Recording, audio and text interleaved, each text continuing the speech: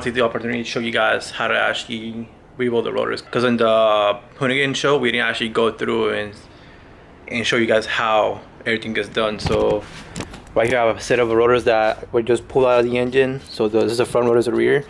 So I take everything apart, clean it, inspect it, and put it back together to build the engine, which is already cleaned over here. So the engine's ready to go.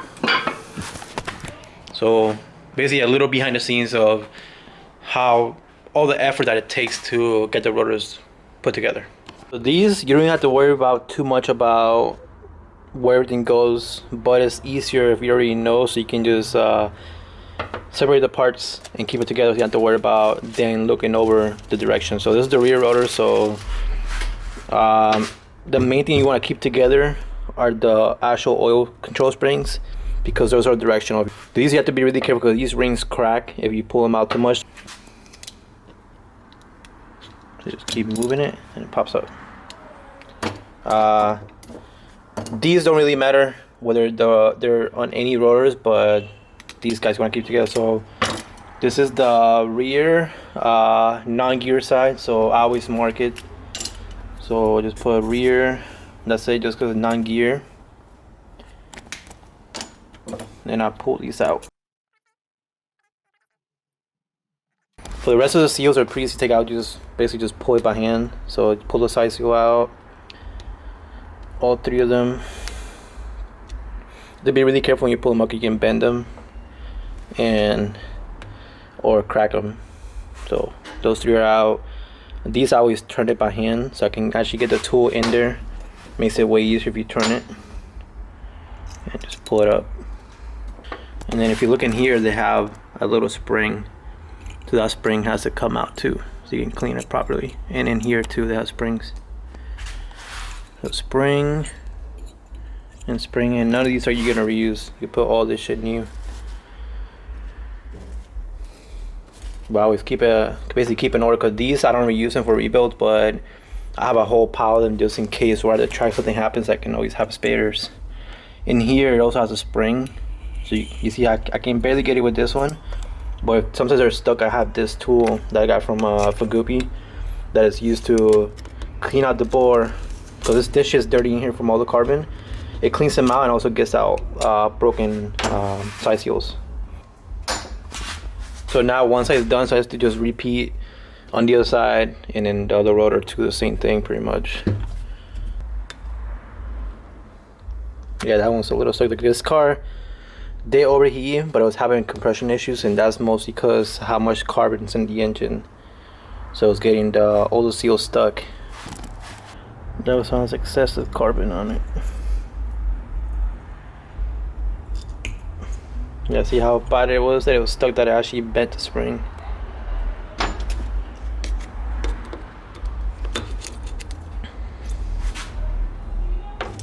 So that one's ready to go.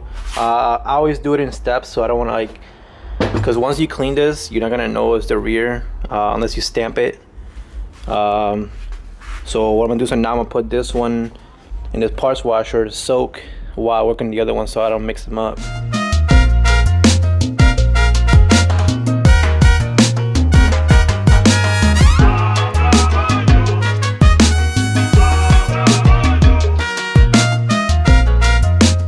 Yeah, so now I'm just gonna let that one soak while I mess with it, because the carbon buildup is really tough to get off. So this usually just let them soak for like 10 or 20 minutes, and then I should be able to just brush everything off without scratching the surface. This car actually came in for bad water seals, but it also did not want to turn on when it first got here, which is supposedly turned on, and this is one of the reasons. So if you look at the seal, see how it's completely in there? So that's because of the spring in there failed. So the spring, something happened, probably just hot temperatures or whatever, but no, actually it has no spring. So whoever rebuilt this engine before completely missed putting that spring on, and that's one of the reasons why this engine wasn't working the way it's supposed to, because it's supposed to have a spring in there, and it's completely, there's nothing in there like at all. Like, and this is a used corner seal, so if you look at it, see the where it has a lot of wear. So Yeah, this engine, whoever rebuilt it for did not do a good job, because that's one way to blow the engine if you don't build it right, missing seals like that. So I have all the parts already taken apart and labeled, that way I don't lose them.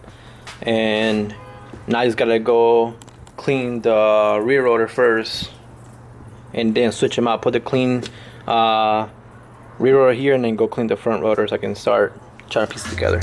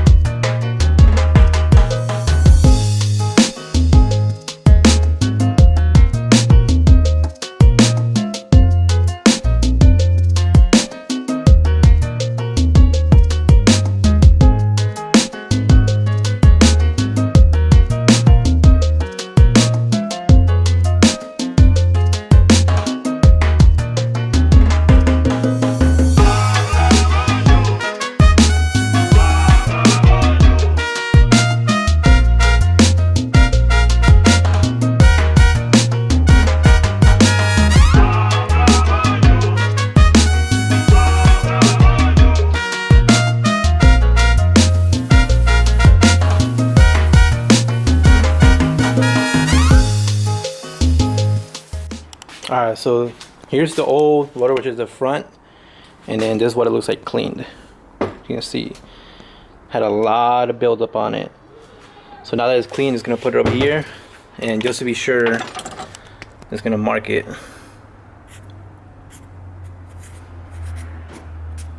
Just to be sure I don't mix it up. So now to do the same thing I did with this one to this one, to then move to the next step, which is closer detailing. So you can see in here, it might be, this looks kind of clean, but it's not really clean, so I have to go back in there and hand clean it to make sure I get everything out of there before I can actually start cleaning all this to put it back in.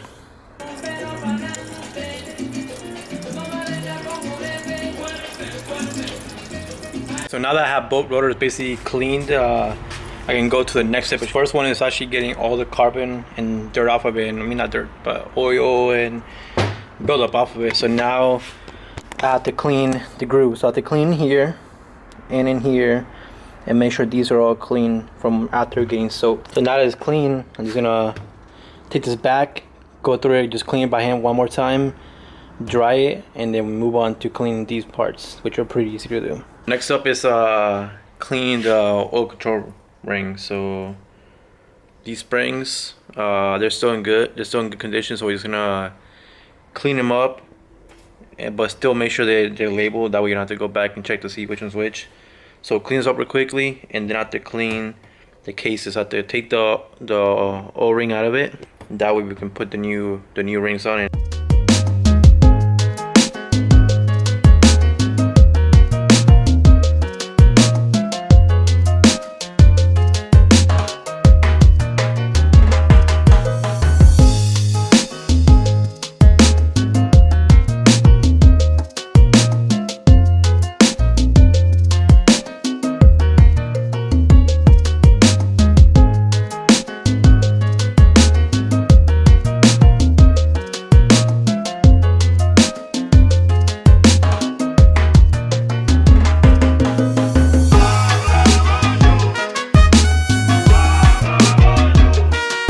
So I have everything cleaned up and ready to go now. It's all put out in order of what needs to go in. So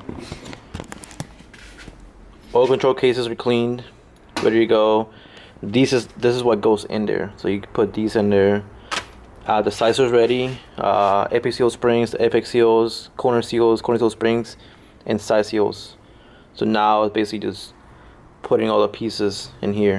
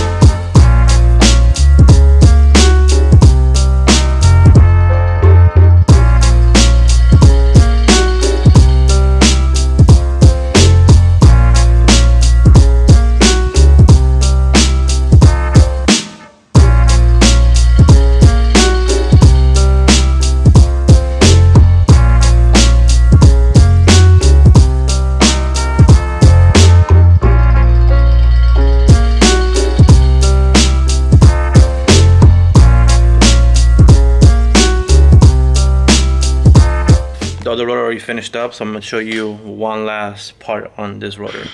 So for the oil rings, the springs, they basically they're directional, so you have to know which one goes where. So this is the front. So the front actually locks to the right. So if you look at these tabs, you see how one tab's facing down. So basically it catches this way, so this one locks to the right. If it was locking to the left, this tab will be on the other side. So when it turns this way, it catches. So what you do is you want to have them away from each other, not too close. So you see it has one dimple here, one dimple here, and then it has one here, and then one here.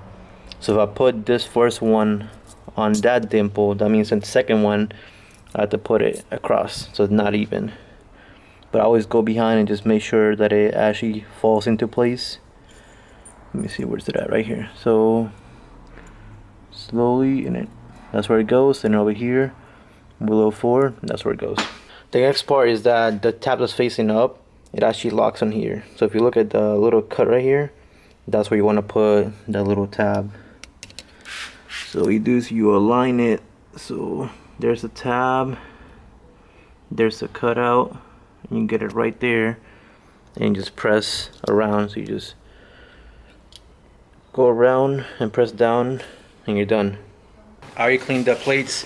Well, I didn't clean it, I put Royce to clean it, and I got him working again. So now I just have to put the dowel O-rings, water seals, and while he's cleaning the tension bolts, after that we have to put the tension bolt washers and then put them together. So this is pretty easy. Since this is stock water seal, it has this union in the middle. You can see it. So that union, you always want to put it into the core side of the engine, because intake is cold, then hot, starting to get cold, but this is the coldest part of the engine. So you put that starting right there and just slide the seal in place.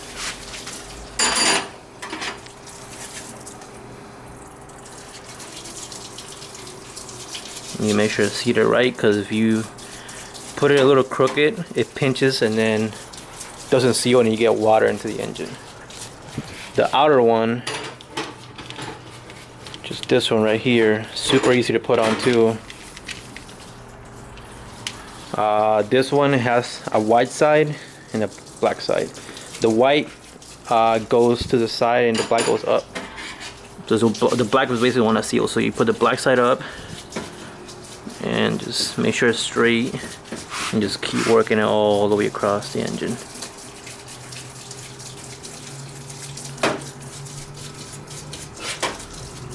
See? And you repeat that on here and both sides of this one.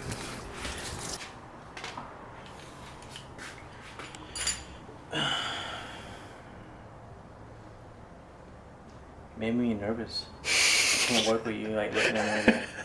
It's like you're shooting at porno.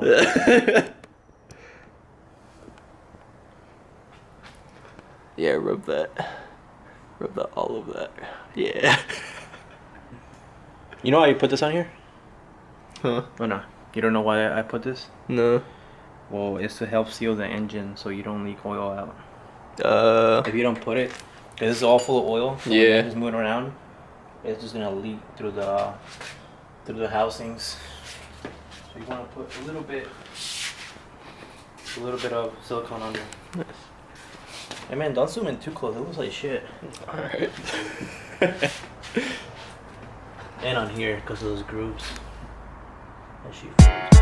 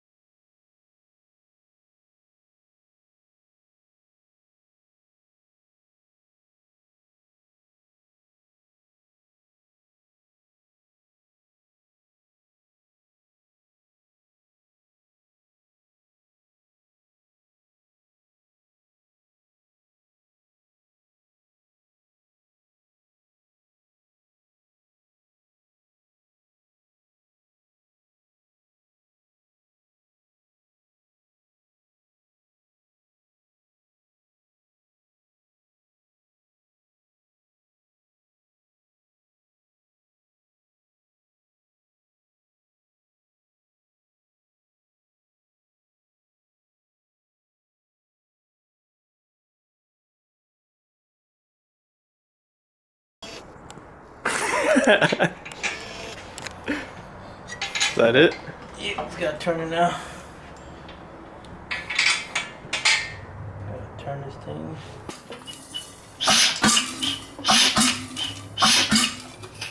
Woo! Ah, my arm.